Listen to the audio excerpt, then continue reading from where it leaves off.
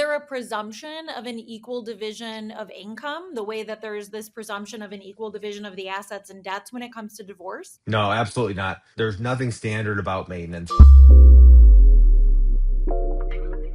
Hello, everyone, and thank you for joining me today. My name is Holly Mullin. I'm the managing partner at Sterling Law Offices, and I have with me today a very special guest, attorney Jeff Morrell. Jeff is a senior partner out of our Appleton office.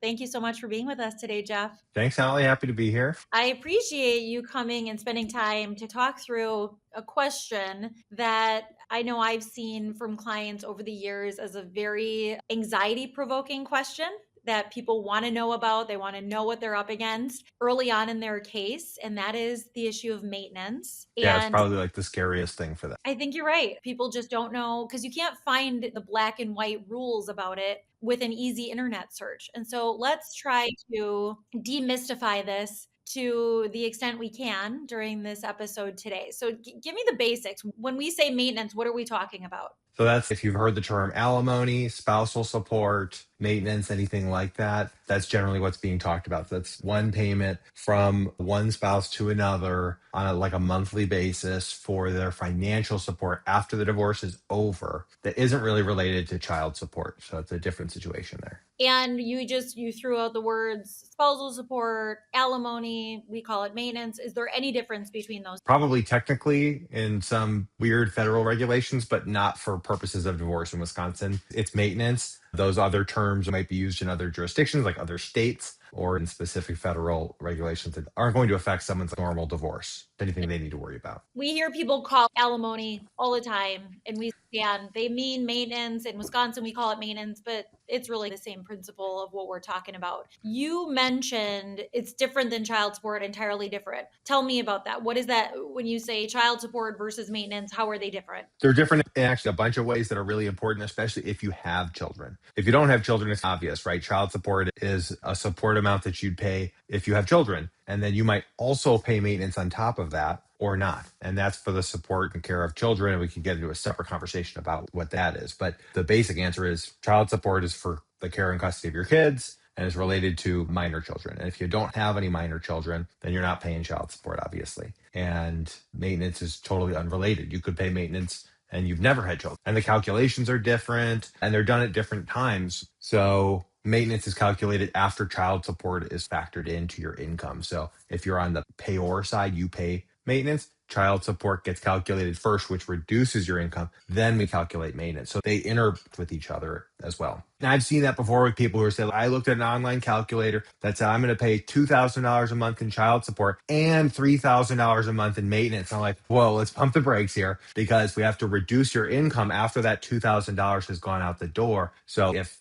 back of napkin, easy math, then that $3,000 of maintenance is actually $1,000. So the person's not paying $5,000 a month; they're paying $3,000. To recap, I think that's a really important point. Child support and maintenance are two totally separate ideas, right? They are different issues, different support payments for different purposes, but the interplay is really important. We don't calculate them in a vacuum separate from each other. We calculate the child support first, figure out what's left over, and is there even still a need for maintenance? So why does Wisconsin even allow for it, right? I understand child support, you have kids, they cost money, they're expensive, but your parties are splitting up. We're already dividing up the assets and the debts. Why is maintenance even an issue after a couple breaks up? Yeah, this is probably the source of people's frustration when it comes to paying maintenance. It's not a source of frustration for people who are going to receive maintenance. But if you're paying, I can't tell you, I'm sure, Holly, you've heard the same thing as someone saying, I've paid for everything for the last 20 years. He should have to pay me, right? Or she should have to pay me. Why do I have to keep paying after the divorce? I've paid for everything. He's never made a house payment. He's never paid a utility bill. And the hard part of those conversations, I have to say,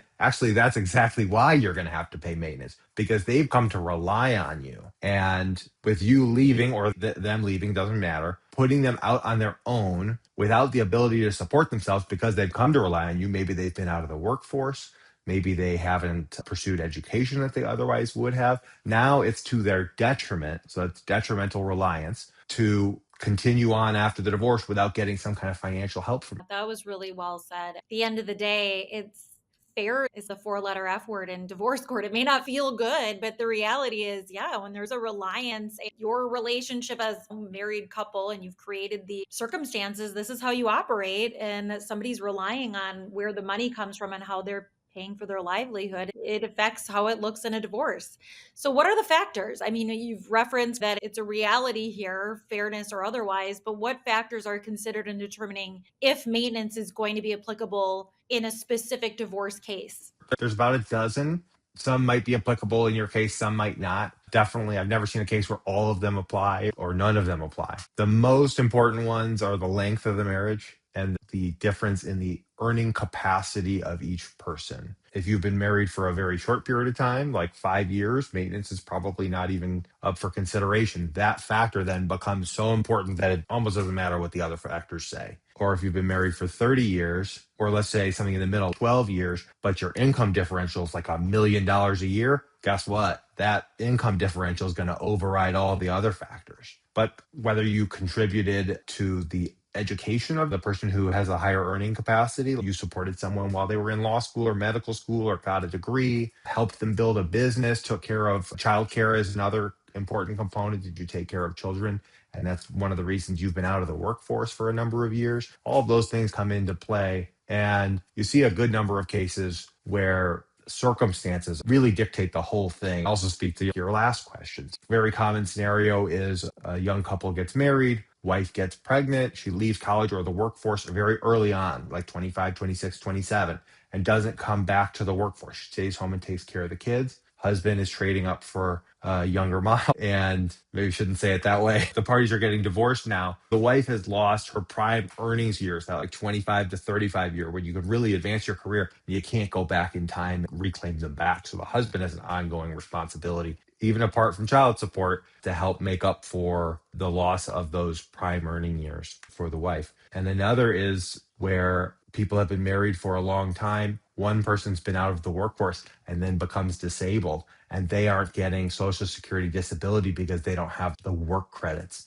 Now we're really in sticky territory for the person who is working, because they are that person's only form of support. So you're right. Yes, you said about a dozen. So we're talking contributions to the other person's earnings. What is the person who's asking for maintenance? What's their education level? And can they get themselves back on what's their health like? But it sounds like the most important that you referenced first was the length of the marriage and the difference in earnings between the two. And so many of those factors, though, they turn on the other ones. So, like your health, you could be in really poor health. And guess what? That affects your earning capacity. So, like those other factors do exist. I think that they all boil down to those first few, the big factors. What about budgets? So we have to do financial disclosures with all of our clients, and like the entire second page is dedicated to how much money do you spend in a month on your rent, your groceries, your phone. How do budgets affect maintenance? Matter quite a bit. And this is where like a skilled attorney really comes in handy, someone with lots of experience in your local area. Because there are some judges that I've been in front of, for example, that say, okay, it says that your budget is $7,000 per month and you make $3,000 a month. So you're getting $4,000 a month in maintenance. End of story. Doesn't matter that your husband makes 50 grand a month. Like, he could be paying you a lot more in maintenance, but he's not gonna, because you said right here you only need $7,000. Other judges are not like that. Some will say, I'm splitting this income in half, and ma'am, you're gonna get what would that be? $22,500 per month in maintenance. And that's judge by judge. That's not even like this county tends to do it that way. I've had wild differences within counties between different judges where your budget means an awful lot or really doesn't mean anything at all. But it does speak to the fairness as the need component of maintenance, because there's these dual objectives of fairness and need. And so they could say it would be fair for you to get maintenance, but you don't need it.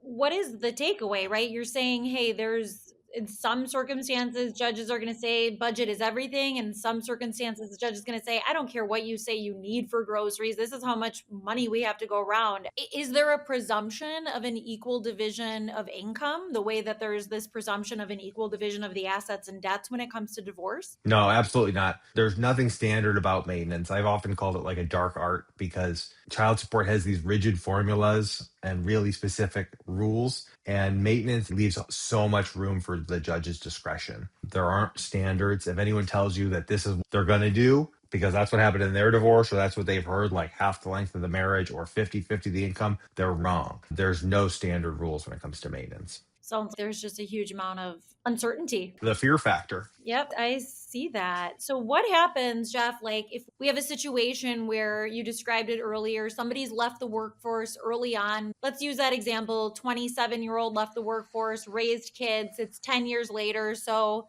let's assume that this person is the mother and she's been out of the workforce. She's now in her late 30s, decent health, but really doesn't have a resume to lean on. Is the presumption she's then never going to work again? Or what do we do with that? Because her earnings are zero. So there's this huge earning disparity, but the reality is she probably could be or should be making some of her own money. What do we do with that? There's a bunch of things that come into play here, actually. And I would say, given your average American household, average Wisconsinite household income, or even like upper middle end, there isn't going to be maintenance in that case because so much of the husband's income is going to be consumed with child support. But it's not as if we set the wife's income at zero. She has an earning capacity. Presumably, she's in good health. Maybe she doesn't have recent working experience, but it doesn't mean she can't go get a job at Quick Trip or something like that. And those jobs pay pretty well these days. Even if she doesn't want to work, she certainly doesn't have to. When we do the math for maintenance, or when the judge does the math for maintenance, we're going to put a number for the wife's income. We call that imputing an income to someone, because you can't just sit around and do nothing. I should say you can, but then you can't have your spouse pay you to sit around and do nothing or just take care of the kids when they're not at school.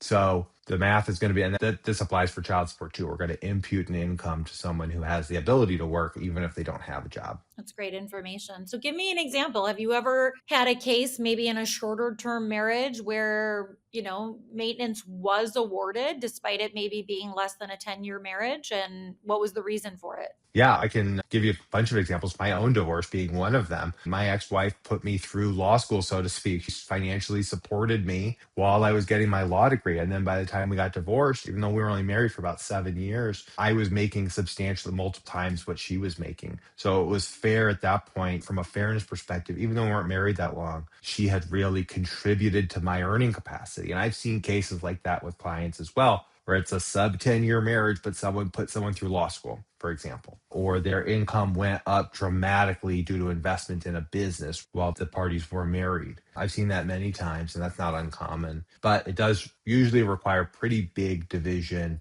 disparate incomes, like one person's got to be making a lot more than the other. But on the other side, it can be a disability, right? Someone becomes disabled during the marriage. The other person says, I'm out of here. Hold up. This person's going to need your help for a little while they transition to being on their own. What's the longest term maintenance you've ever seen? Indefinite's not that uncommon. That means it goes as long as it goes. So it can end for a bunch of reasons. One of you dies, the person receiving the maintenance gets remarried or is living in like a marriage-like relationship, or the person who's receiving maintenance, their income goes up a bunch. Person paying maintenance, their income goes down a bunch, either from retirement or disability, health reasons, that kind of thing. So there's a bunch of different reasons maintenance can end, even if it's awarded indefinitely. Doesn't mean forever. What's your primary takeaway for our listeners out there? Like, when they're looking forward to their own potential case of whether they may be receiving it or might be paying it, give me a snippet of what they should take away from this. Number one is don't listen to your friends, because I'll tell you that many lawyers get this type of stuff wrong. Even people who practice in family law.